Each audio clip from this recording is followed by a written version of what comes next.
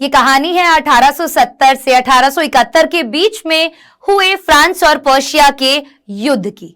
आखिरकार उस युद्ध के अंदर ऐसा क्या हुआ कि फ्रांस की डिस्ट्रिक्ट एल्सेस और लॉरेन के अंदर जो लोग थे उनकी जिंदगियां पूरे तरीके से बदल गई।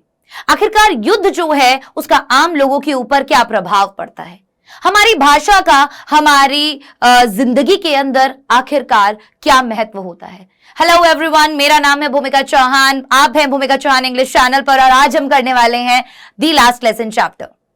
अब मेरे पीछे जो लिखा हुआ देख रहे हैं इसका मतलब होता है long live France. French language में जैसे हम हिंदी में बोलते हैं भारत जिंदाबाद, हिंदुस्तान जिंदाबाद, वैसे ही है ये लॉन्ग लिव फ्रांस। आखिरकार क्यों, क्या मतलब है इसका, आखिरकार ये यहां क्यों लिखा गया है। आज ये जो चैप्टर हम पढ़ रहे हैं इसके अंदर आपको दो कैरेक्टर्स देखने को मिलेंगे। एक है हमारे टीचर जो 40 साल से एक ही स्कूल में हजारों बच्चों को पढ़ा चुके हैं, और एक है छोटा सा बच्चा जो हमेशा पढ़ाई को टालता रहता है, जैसे आप और हम, कि कल कर लेंगे, आज तो कौन सी नई बात है, अभी तो हमारे पास बहुत समय है। ये चैप्टर हमें एक बहुत ही प्यारी सीख देकर जाएगा कि आखिरकार क्यों हमें हर एक चीज को कल पर नहीं टालना चाहिए, हमें हमारी भाषा को क्यों मजबूत बनाकर अपने बीच जिंदा रखना चाहिए, और आखिरकार युद्ध क्यों नहीं होने चाहिए। आ जाइए, अल्फोंसे डौडे ने बहुत ही प्यारी एक कहानी हमें बताई है फ्रांस और पर्शिया के बीच में जो युद्ध हुआ 1870 से 1871 के अंदर, जिसके अंदर पर्शिया जीत गया। पर्शिया जो है उस समय के अंदर आप देखेंगे जर्मनी, पार्ट्स ऑफ ऑस्ट्रिया और पोलैंड से मिलकर बना था। अब जब ये युद्ध हुआ, फ्रांस हार गया, तो बर्लिन से ऑर्डर आए। बर्लिन क्या है, जर्मनी की लार्जेस्ट सिटी है। वहां से ये ऑर्डर आए कि अब से फ्रांस के अंदर क्या नहीं किया जाएगा। फ्रांस की जो दो डिस्ट्रिक्ट है एक्चुअली, एल्सेस और लॉरेन, ये जो दो डिस्ट्रिक्ट आपको यहां दिखाई दे रही हैं, इन दोनों डिस्ट्रिक्ट्स के अंदर अब से फ्रेंच लैंग्वेज नहीं पढ़ाई जाएगी, इसकी जगह अब से यहां पर जर्मन लैंग्वेज पढ़ाई जाएगी। बेटा, किसी इंसान से अगर उसकी भाषा छीन लोगे ना तो उसका अस्तित्व ही खत्म हो जाएगा। हमसे अगर हमारी हिंदी भाषा छीन ली जाए तो क्या आगे आने वाली जनरेशन हमारे जो कल्चर है, हमारे जो भी ट्रेडिशन है, हमारी जो मातृभाषा है, उससे दूर नहीं हो जाएंगे और एक दूसरे कल्चर से ज्यादा रिलेट नहीं कर पाएंगे? कर पाएंगे ना। तो या आखिरकार इंपॉर्टेंस क्या है इस भाषा की, आइए जानते हैं। अल्फोंसे डौडे ने ये चैप्टर लिखा है और ये कहानी बताते हैं 1870 की, जब पर्शियन फोर्सेस जो थी किसके अंडर, बिस्मार्क के अंडर। पूरा नाम है ऑटो वॉन बिस्मार्क, पहले चांसलर थे जर्मनी के। इन्होंने फ्रांस के ऊपर आक्रमण किया और उसको कब्जा लिया। एल्सेस और लॉरेन नाम की जो डिस्ट्रिक्ट है, इन पर क्या प्रभाव पड़ा वो उस चैप्टर में हम पढ़ने वाले हैं। आइए शुरू करते हैं। जो फ्रेंच डिस्ट्रिक्ट थी एल्सेस और लॉरेन, ये पर्शियाई हाथों में चली गई। तो जो पर्शियन रूलर्स थे, जो शासक थे, उन्होंने क्या किया, मना कर दिया कि अब से फ्रेंच भाषा जो है इन स्कूल्स के अंदर नहीं पढ़ाई जाएगी। और अब ये जो चीज थी वहां गांव के लोगों के ऊपर, वहां के बच्चों के ऊपर, वहां के टीचर्स के ऊपर तूफान बिजली बनकर गिरी, क्योंकि वो सभी कभी भी अपनी भाषा को वो महत्व नहीं दे पाए, पढ़ाई को वो महत्व नहीं दे पाए। उन्होंने हमेशा उस चीज को कल पर टाला और अब उन्हें लग रहा था कि आखिर वो दिन आ गया, वो समय आ गया जब हम आगे अपनी इस भाषा को पढ़ नहीं पाएंगे। The French teachers were asked to leave. जो फ्रेंच पढ़ाया करते थे उन अध्यापकों को बोला गया कि आप यहां से जाइए, अब आपका कोई काम नहीं है। अब एम हैमल जो है उस स्कूल के अंदर और नहीं रुक सकते थे, नहीं टिक सकते थे। वो काफी उदासी भरा दिन था उनके लिए। केवल एक दिन पूरा इस चैप्टर में दिखाया गया है। वो दिन कैसे उस एक टीचर का बीता जो 40 साल से उस स्कूल में पढ़ा रहा था, बहुत ही उम्दा तरीके से यहां बताया गया है। अब क्योंकि वो टीचर बहुत उदास है, 40 साल तक वहां पढ़ाने के बाद आज उसका आखिरी दिन है, क्योंकि ऑर्डर आ गए हैं बर्लिन से कि अब से फ्रेंच लैंग्वेज नहीं पढ़ाई जाएगी। फ्रेंच टीचर्स को बाय बाय कर दिया गया। लेकिन फिर भी एम हैमल ने उस दिन पूरी निष्ठा के साथ अपने बच्चों को पढ़ाया, क्योंकि उन्हें ऐसा लग रहा था कि आज ही इन बच्चों को पूरे तरीके से मैं इतना ज्ञान दे दूं कि सब कुछ जितना मुझे आता है ये सब एक दिन में सीख लें। ये जो कहानी है कहीं ना कहीं ये पूरी जो सिचुएशन है उसके दुख को बयां करती है कि कैसे लोगों को महसूस होता है when they don't learn their own language, जब वो खुद की ही भाषा को नहीं सीखते हैं। आप जानते हैं आजकल के बच्चे जो हैं हिंदी में अगर उनसे गिनती बोलने को कहो उन्हें नहीं आती है। हिंदी में कम नंबर है, इंग्लिश में ज्यादा नंबर है, राइट? तो ये बहुत ही एक बुरी चीज है, गलत चीज है, क्योंकि हम भारत के लोग हैं, हमारी जो पहचान है हमारी हिंदी भाषा, हमारी संस्कृत भाषा से है, उससे पकड़ हमें बनाकर हमेशा रखनी चाहिए। आज आपको ये इस चैप्टर के जरिए समझ में आ जाएगा। It tells us about the significance of one's language in one's life। ये हमें बताएगा चैप्टर कि एक भाषा जो होती है उसका एक जिंदगी के अंदर, हमारी जिंदगी के अंदर क्या महत्व होता है, and how important it is to safeguard it, और कितना ज्यादा जरूरी है इसकी रक्षा करना, कितना ज्यादा महत्वपूर्ण है आखिरकार इसकी रक्षा करना। आइए इस चैप्टर को शुरू करते हैं मेन पॉइंट्स के जरिए। Frans is afraid to go of going to school as he has not learned participle. दो कैरेक्टर्स आपको इसके अंदर बेटा जी देखने के लिए मिलेंगे। एक होंगे हमारे एम हैमिल जो कि आपके हैं फ्रेंच टीचर, पिछले 40 साल से स्कूल में पढ़ा रहे हैं, और दूसरा है आपका फ्रांस, एक छोटा सा बच्चा, राइट? और देखेंगे कि किस तरीके से इस बच्चे को बुरा लगता है जब इसे पता चलता है कि आज के बाद उसको इस लैंग्वेज को पढ़ने को नहीं मिलेगा। चलिए, सुबह सुबह का समय है, फ्रांस को बड़ा डर लग रहा था कि यार मुझे स्कूल नहीं जाना है। उसे दिख रहा है दिन कितना सुहाना है, अच्छा है, आखिरकार मैं स्कूल क्यों जाऊं। अक्सर हमें स्कूल जाने से डर तब लगता है जब हमने कुछ तैयार नहीं किया होता। स्कूल में टेस्ट होता है, कॉपीज चेक करनी होती है, ऐसी बहुत सारी चीजें। यहाँ पर हमारे जो एम हैमिल हैं उन्होंने पार्टिसिपल बोला था बच्चों को याद करके आने को, हमारे फ्रेंड्स ने वो नहीं किया है। अब उसने दिखा यार बाहर इतना खूबसूरत मौसम हो रहा है, पर्शियन सोल्जर्स ड्रिल कर रहे हैं।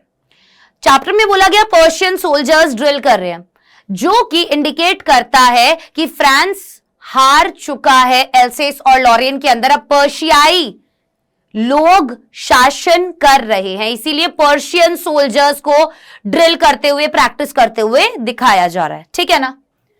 बढ़िया सूरज निकला हुआ है, चिड़ियाएं चहचहा रही हैं, ठीक है, और पर्शियन सोल्जर्स ड्रिल कर रहे हैं। पर उसने इन सभी चीजों को साइड में किया, रेजिस्ट किया इन सभी चीजों को, और कहां चला गया? स्कूल की ओर आगे बढ़ गया। उसका मन तो किया कि जाता हूं आराम से, मजे करूंगा, क्या ही रखा है स्कूल में, पार्टिसिपल्स का तो पी भी नहीं आता है, पर फिर भी वो जैसे तैसे करके स्कूल की ओर चला गया।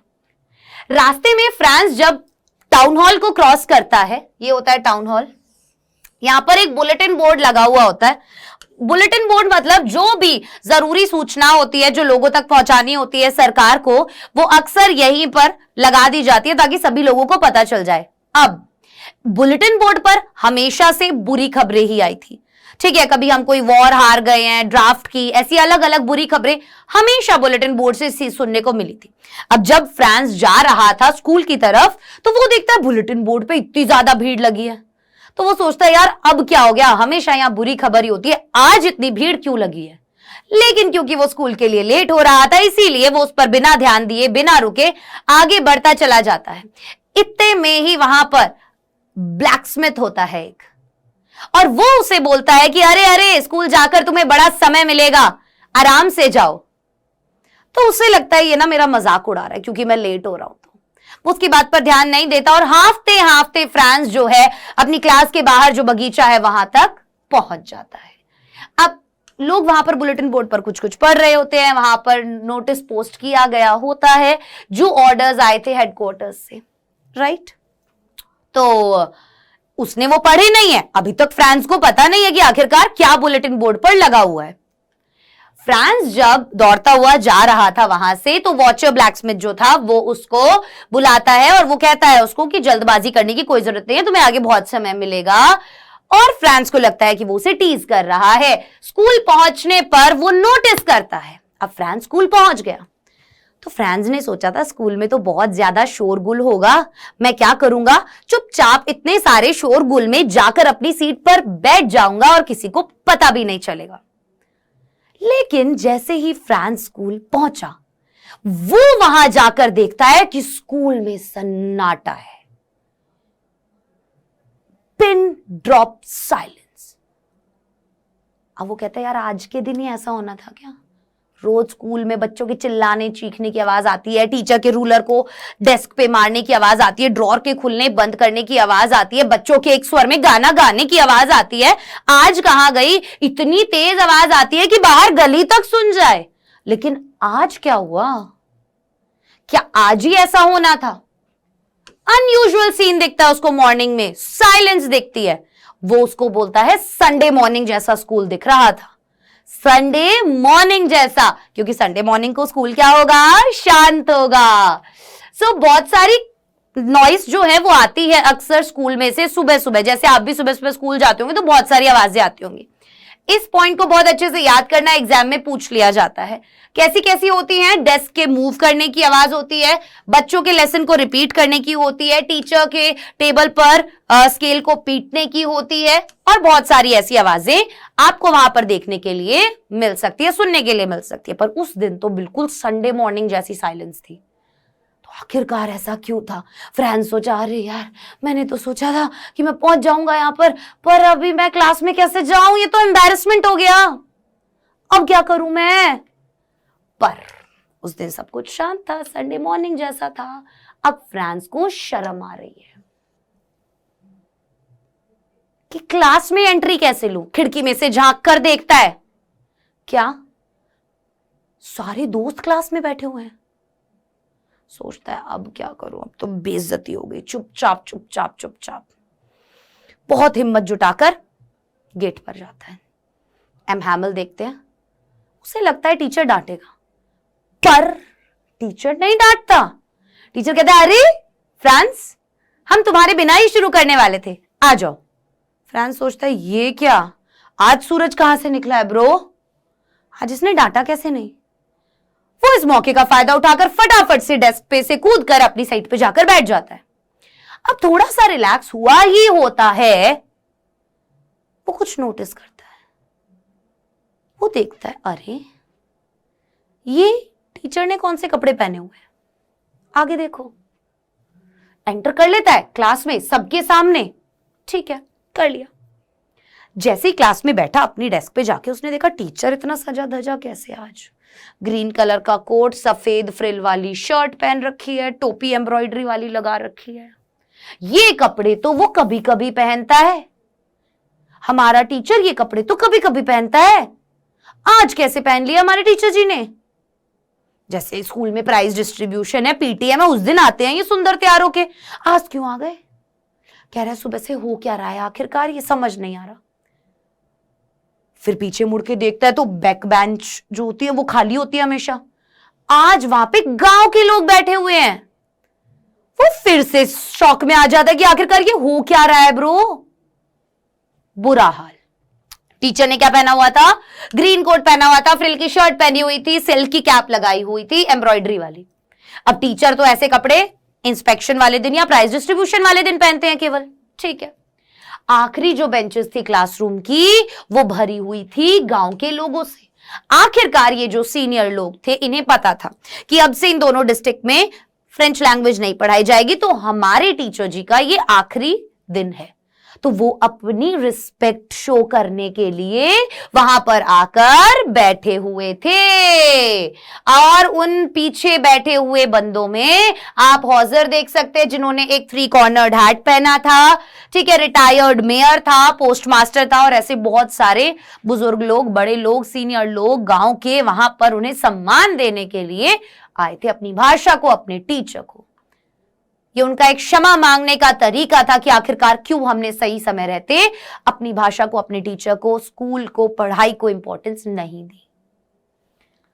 एम हैमल उन्हें बताते हैं कि ये उनका आखिरी लेसन है, आखिरी फ्रेंच लेसन, क्योंकि पर्शियन जो हैं बर्लिन के अंदर उन्होंने ऑर्डर दे दिए हैं कि फ्रेंच लैंग्वेज पढ़ाया नहीं जाएगा, अब से एल्सेस और लॉरेन के अंदर जर्मन लैंग्वेज पढ़ाई जाएगी। और जैसे ही ये ऑर्डर दे दिए गए तो अब मेरा आखिरी दिन है यहां पर, और ये शब्द फ्रांस के सर के ऊपर बिजली की तरह गिरते हैं। फ्रांस ऐसे एकता कपूर के नाटक की तरह क्या क्या, वो सोचता है ये हुआ क्या, एकदम से रिग्रेट होने लग जाता है उसे। France regretted for not being serious towards studies and for wasting his time in hunting birds, eggs and playing in the Saar river. एकदम से बुरा लगने लग जाता है कि मैंने सीरियसली क्यों नहीं लिया पढ़ाई को। पहले तो मुझे अंडे चुगने हैं बर्ड्स के, है ना, इधर उधर घूमना है, सार नदी में मजे करने हैं, मैंने पहले सीरियसली क्यों नहीं लिया पढ़ाई को। गांव के लोग आए हुए थे, बैठे हुए थे क्लास के अंदर, वो भी इस बात पर पछता रहे थे कि पढ़ाई क्यों नहीं करी हमने समय रहते। Well in their childhood they had come to thank their teacher for the 40 years of service. वो यहां धन्यवाद अदा करने आए हुए थे अपने टीचर का जिन्होंने 40 साल दिए।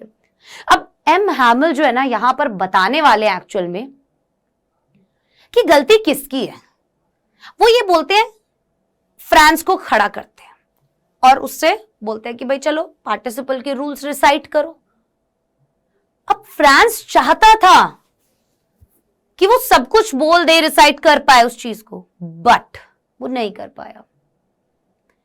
और उस समय एम हैमिल उसे डांटते नहीं है बल्कि बाकी सब लोगों के साथ उसे समझाते हैं कि इसमें केवल इसकी गलती नहीं है, इसमें मेरी गलती है, इसमें आपकी गलती है, इसमें इसके पेरेंट्स की गलती है और इसमें इसकी भी गलती है। आखिरकार क्यों है हम सब की गलती इसमें कि हम नहीं पढ़ पा रहे अपनी ही भाषा को। Teacher calls out to Franz as it is his turn to recite the topic of participles. M Hamel कहते हैं उन सभी लोगों को, एल्सेस और लॉरेन के, कि आप सभी को ब्लेम किया जाना चाहिए। अब वो जब नहीं पढ़ पाता है तब वो समझाते हैं कि आखिरकार क्यों केवल इसका कसूर नहीं, हम सबका कसूर है। देखिएगा, क्योंकि कभी भी हम लोगों ने अपनी पढ़ाई को सीरियसली नहीं लिया। He tells the class that the enemies would laugh at them. कह रहे ये जो हमारे शत्रु है ना, हम पर राज कर रहे हैं, आज हमें हरा दिया है, ये हंसेंगे हम पर, कहेंगे काय के फ्रेंच आदमी हो तुम्हें अपनी लैंग्वेज तक नहीं आती। हिंदी अगर हमें ना आती हो, सामने वाला बंदा आसानी से बोल सकता है ना कि काय बात का भारतीय भाई, तुझे अपनी भाषा ही नहीं आती है, बोल देगा ना। बस वैसे ही बोलते हैं कि ये लोग जो हम पर राज कर रहे हैं आज, ये हमें बोल देंगे कि किस बात के फ्रेंचमैन हो, तुम्हें तो तुम्हारी भाषा ही नहीं आती, और अब आगे आने वाली जनरेशन को तो बिल्कुल भी नहीं आएगी। They can neither speak nor write their own language. He says that France should not feel guilty as everyone is at fault. बोलते फ्रांस को अकेले को गिल्ट फील करने की जरूरत नहीं है क्योंकि गलती सबकी है। बोला गलती मेरी भी है, जब मुझे फिशिंग करने का मन होता था तो मैं तुम्हें छुट्टी दे दिया करता था, या मैं अपने पौधों में पानी डलवाने के लिए बच्चों को भेज दिया करता था, या आप लोग बच्चों को अपने साथ काम पर ले जाया करते थे ताकि 2 एक्स्ट्रा पैसे कमा सकें। गलती हम सबकी है। हम ये सोचते रहे कि कल कर लेंगे, कल कर लेंगे, कल कर लेंगे, और आज वो दिन आ गया है जब हम नहीं कर पाएंगे। राइट? एम हैमिल प्रेज करते हैं अपनी मदर टंग को, तारीफ करते हैं कि क्यों फ्रेंच इतनी प्यारी लैंग्वेज है। वो फ्रेंच लैंग्वेज को मोस्ट ब्यूटीफुल, क्लियरेस्ट और मोस्ट लॉजिकल लैंग्वेज बताते हैं वर्ल्ड के अंदर। जो ये चैप्टर पढ़ा रही हूं ना, जो भी पॉइंट्स यहां लिखे हुए हैं, ये इस चैप्टर के मेन इंपॉर्टेंट पॉइंट्स हैं जहां से सवाल बनते हैं एग्जाम्स के अंदर। ठीक है बच्चों? He tells the class to guard their language. वो क्लास को बोलते हैं कि अपनी भाषा को अब तुम्हें क्या करना है, प्रोटेक्ट करके रखना है। क्यों? क्योंकि जब तक तुम अपनी भाषा पर पकड़ बनाकर रखोगे तब तक ये समझ लेना कि तुम्हारे जेल के ताले की चाबी तुम्हारे पास है, तब तक वो लोग तुम्हारा कुछ नहीं बिगाड़ पाएंगे। हमारी भारतीय सभ्यता के ऊपर न जाने कितने लोग आए, कितने लोगों ने आक्रमण किया, अपनी सभ्यताओं को थोपने की कोशिश की, लेकिन कहीं ना कहीं भारतीय सभ्यता की नींव इतनी ज्यादा मजबूत थी कि कोई इसे हिला ना सका, क्योंकि हमने अपनी पकड़ बनाकर रखी हुई थी अपनी सभ्यता, अपनी संस्कृति, अपनी भाषा के ऊपर। बस यही चीज यहां पर एम हैमिल भी बताना चाह रहे हैं, केवल यही चीज यहां पर समझाना चाह रहे हैं कि अगर अपनी भाषा पर पकड़ रखोगे तो चाहे कितने साल की भी गुलामी क्यों ना हो, अपनी भाषा, अपना ट्रेडिशन, अपना कल्चर जब तक तुम्हारे पास है, सेफ है, मौजूद है, जिंदा है, तब तक तुम्हारा कोई कुछ नहीं बिगाड़ सकता। Knowing the mother tongue well as a language is a tool to fight domination, क्योंकि अपनी मदर टंग जानना, पहचानना, आना कहीं ना कहीं एक टूल है। डोमिनेशन जो होगा ना तुम्हारे ऊपर अभी, जो तुम्हारे ऊपर अभी शोषण होगा, उससे फाइट करने का। यहां तक का समझ में आ गया। Teacher took a lesson in grammar, उसके बाद टीचर ग्रामर का एक लेसन बताते हैं बच्चों को। ग्रामर के बाद एक लेसन होता है राइटिंग के ऊपर, तो वो बच्चों के लिए कॉपीज लेकर आए हुए होते हैं, ठीक है, जिसमें एल्सेस लॉरेन लिखा हुआ होता है, फ्रांस एल्सेस लिखा होता है, सॉरी, ठीक है। नई नोटबुक्स लेकर आते हैं, बहुत प्यारी हैंडराइटिंग में लिखा हुआ होता है। तो हमारा फ्रांस जो है वो सोच में पड़ जाता है, बहुत दुखी हो रखा होता है। वो कहता है कि वो कॉपीज ना हमें ऐसे लग रही थी जैसे पूरी क्लास में छोटे छोटे झंडे लहरा रहे हैं। बहुत ही प्यारा था ये। और फिर वो और सोचता है और वो ये बोलता है, क्लास में एक मक्खी आ जाती है, एक बीटल आ जाती है, एक कीड़ा आ जाता है, एक्चुअली मक्खी कह रही हूं। तो किसी का भी ध्यान उसके ऊपर नहीं जाता, क्योंकि सब लोग अपने काम में इतना ज्यादा गहराई से लगे हुए होते हैं जो लिखने के लिए दिया होता है। और उसके बाद कहीं ना कहीं उसे ऊपर जब वो देखता है तो कबूतरों की कू की आवाज आती है, और फिर वो इस थॉट में पड़ जाता है कि क्या किसी के ऊपर जबरदस्ती कोई चीज थोपने से चीजें ठीक हो जाती है। वो कहता है कि हम लोगों को तो चलो जबरदस्ती करके तुम जर्मन लैंग्वेज पढ़ाने के लिए बिठा रहे हो, क्या इन कबूतरों को भी ऐसा करोगे? इनसे भी गाने गवाओगे क्या तुम जर्मन लैंग्वेज में? कहने का मतलब उसका ये था कि जब आपके ऊपर आसपास के इस तरीके का आपका सराउंडिंग चेंज होता है या वॉर होता है, तो केवल जो लोग युद्ध करने गए हुए हैं वही पीड़ित नहीं होते हैं, आम जनता भी बहुत पीड़ित होती है, और आपके आसपास की सराउंडिंग जो है वो भी उतनी ही ज्यादा पीड़ित होती है। तो वो यहां पर ये कहते हैं कि क्लास में फ्रांस वंडर करता है कि ये पर्शियन जो फोर्सेस हैं, क्या ये इन कबूतरों से भी इनकी भी भाषा बदलवा देंगी क्या? इनसे भी इन गाना जो है जर्मन में गवाएंगी क्या? तो राइटर यहां पर ये कहना चाहता है कि लैंग्वेज एक नेचुरल चीज है यार, ठीक है, बचपन से हम अपनी भाषा बोलते आए हैं, और ये किसी के ऊपर थोपी नहीं जा सकती, बी इट द पिजन्स और दी फ्रेंचमैन, चाहे वो फ्रेंचमैन हो चाहे वो पिजन्स हो। समझने की बात यहां पर सबसे ज्यादा जो है वो ये है कि आपकी जो भाषा है वो सेफ करना बहुत इंपॉर्टेंट है, उसको जानना बहुत इंपॉर्टेंट है। अगर आप वो नहीं जानते हो तो आपको अपने ऊपर लानत होनी चाहिए, ठीक है। एटलीस्ट लिखना और बोलना तो आना चाहिए। अपने बच्चों को भी आगे सिखाना, आगे आने वाली जनरेशन को भी आगे सिखाना जरूरी है, राइट।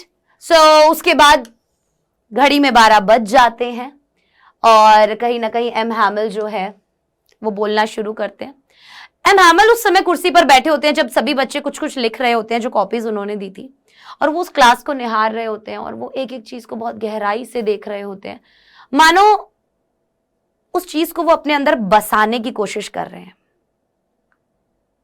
उन्हें ऐसा लगता है कि मैंने यहाँ अपने 40 साल बिताए, छोटे छोटे पौधे लगाए थे जो अब बड़े हो गए हैं, अब मुझे यहाँ से जाना पड़ेगा। 40 साल एक जगह रहने के बाद वहां से जाना बहुत मुश्किल होता है, राइट। ऊपर उनके सामान पैक हो रहा है और उनके जाने की तैयारी हो रही है। 12 बज जाते हैं, घड़ी में बहुत दुख के साथ, भारी कदमों के साथ वो अपनी कुर्सी से उठते हैं, बहुत इमोशंस के साथ। He took a piece of chalk and wrote the words "We will have France." Long live France. बड़ा बड़ा, जितना बड़ा हो सकता था पीछे बोर्ड के ऊपर उन्होंने वो लिखा, और इस तरीके से एक जेस्चर किया कि आप जा सकते हैं, आपकी क्लास खत्म हुई। उनका गला इतना भारी था कि वो कुछ बोल भी नहीं पाए, और इस तरीके से ये चैप्टर यहां पर खत्म हो गया। मैं आशा करती हूँ चैप्टर आपको पसंद आया होगा, मजा आया होगा।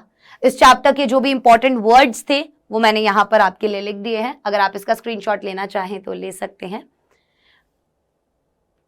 और कुछ वर्ड्स ये रहे जो मैं आपके लिए लेकर आई थी। मैं आशा करती हूँ ये चैप्टर आपको समझ में आया होगा। इससे रिलेटेड इंपॉर्टेंट क्वेश्चंस भी मैं आपको जरूर बताऊंगी, और मुझे तो बड़ा मजा आया इस चैप्टर को पढ़ाने में। आशा करती हूँ आपको भी आया होगा। अगर मजा आया तो कमेंट सेक्शन में मुझे जरूर बताओ, और मुझे ये बताओ कि आखिरकार आपके साथ अगर ऐसा हो तो उस समय आपका रिएक्शन कैसा होगा अगर आपको कल को पता चले कि अब से हिंदी भाषा आपको आपके स्कूल्स में नहीं पढ़ाई जाएगी? कमेंट करके मुझे जरूर बताना, और चैनल को अभी तक सब्सक्राइब नहीं किया है तो सब्सक्राइब कर लीजिए, बेल आइकन को प्रेस कर दीजिए ताकि क्लासेस के नोटिफिकेशन मिल सके। Bye bye guys, take care, all the very best.